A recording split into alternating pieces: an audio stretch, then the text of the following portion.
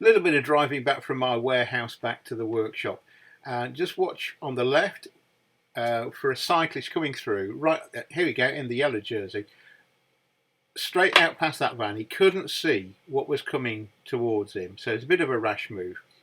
We'll pick him up a little bit later.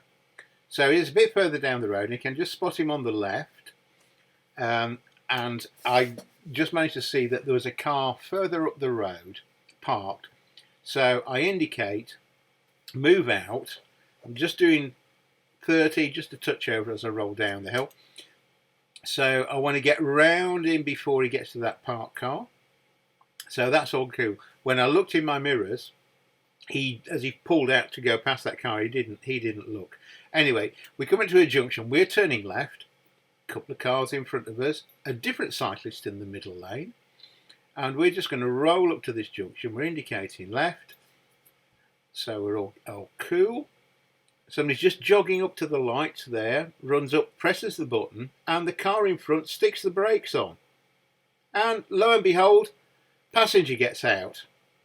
Red light, so I wait. They go off into the traffic. Meanwhile, that cyclist went through the red light. But here we go. Here's our friend again. In a second, in the yellow jersey, Monsieur Le Tour de France, comes through the red light and stops at the edge of the carriageway. So it's clearly visible. So that's cool. Shouldn't really be there, but okay. Now he's watching the traffic. The traffic is coming through on the green light, but he cannot see the sequence of the lights. There's no repeater lights the other side. The only thing he can go on are the pedestrian crossing lights, but of course there's a lag on those. They won't go green until the rest of the lights have stopped.